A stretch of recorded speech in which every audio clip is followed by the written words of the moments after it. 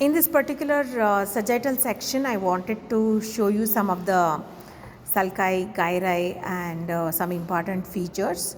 So here first of all let's see this one. This is the falx cerebri, and the one which is above the cerebellum, this is called the tentorium cerebelli. So this is the cerebrum. So there is a diamond shaped gap here, and that is known as the fourth ventricle. Okay, so this in front of that is the pons. So this is in front of the fourth ventricle.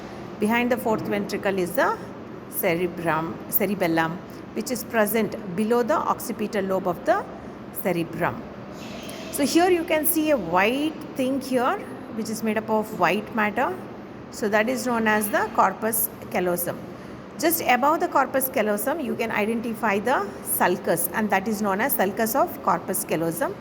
And obviously above that there will be some elevation, and that is known as cingulate gyrus. So this portion is cingulate gyrus, as you can see here. Look at the pointer where I am pointing at, that is cingulate gyrus.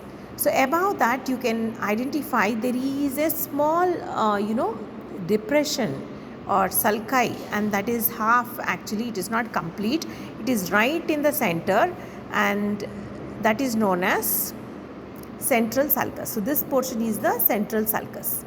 In front of that there is a complete sulcus, and that is known as paracentral sulcus. So that the one which is complete is known as paracentral. Behind that will be the central sulcus, and behind that central sulcus there will be another sulcus that is known as marginal sulcus. So here a part of this cerebrum has been removed, so that's why it is little difficult to identify.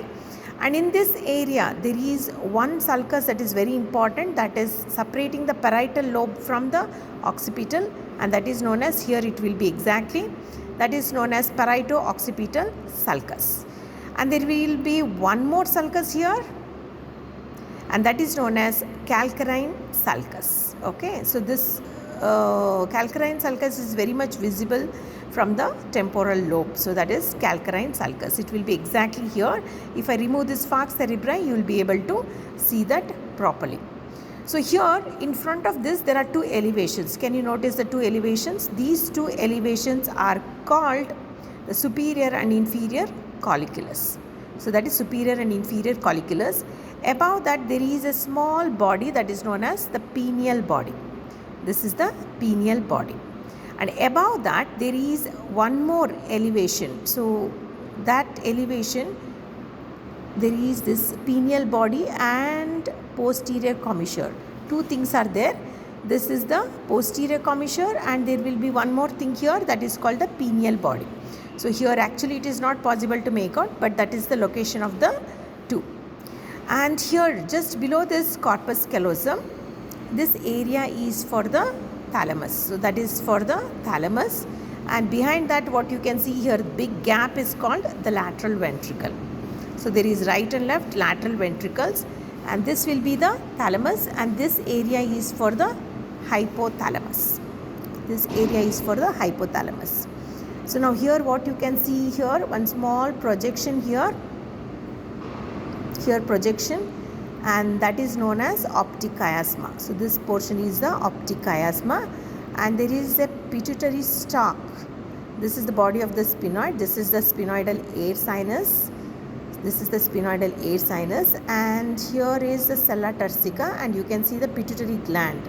This is the pituitary gland, and this is the stalk of the pituitary. So this is what you can notice here, and here there will be the basilar artery. So this is the basilar artery with its pontine branches that you can notice.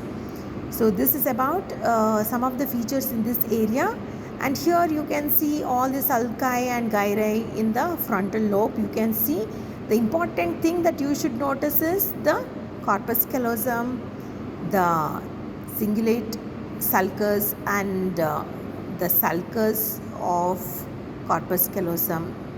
Then there is one small septum that actually covers this lateral ventricle, and that is called the septum pellucidum. So you should also notice the septum pellucidum here, and this area is for the thalamus, And here you can see that this area is called the cerebral peduncle. There is superior, middle and the inferior cerebral peduncle. So superior one connects the cerebellum to the midbrain, the middle one to the pons, and inferior one to the medulla oblongata. So here also you can see there will be a small opening here, that is called cerebral aqueduct of Sylvius. In this particular section you cannot notice, probably it has gone with the other section.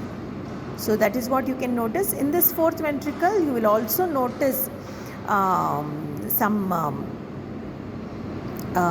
area that is actually for the choroid plexus, that ependymal cells are present there which produce the CSF, and here also you will notice some of the choroid plexus. So that is not seen actually in this section. So this will be the area where CSF is produced. And here you can notice there is one area here, one line here, that is called superior medullary velum, and there is inferior medullary velum here. So that forms the roof of the fourth ventricle, and just behind the pons here, this will be the floor of the fourth ventricle. So this is the diamond shaped structure, you should remember. This is the floor, this is the roof. So roof has above portion lined by superior medullary velum and lower portion which is called the inferior medullary velum. So this is a diamond shaped area, and this floor is also known as rhomboid fossa. This is the pons, and this one is medulla oblongata, and this portion is the midbrain, okay, where you can see the anterior commissure. Similarly you can see the posterior commissure here, anterior commissure, posterior commissure. This is the optic chiasma, and here is the pituitary. So just below the optic chiasma you should be able to identify the pituitary gland.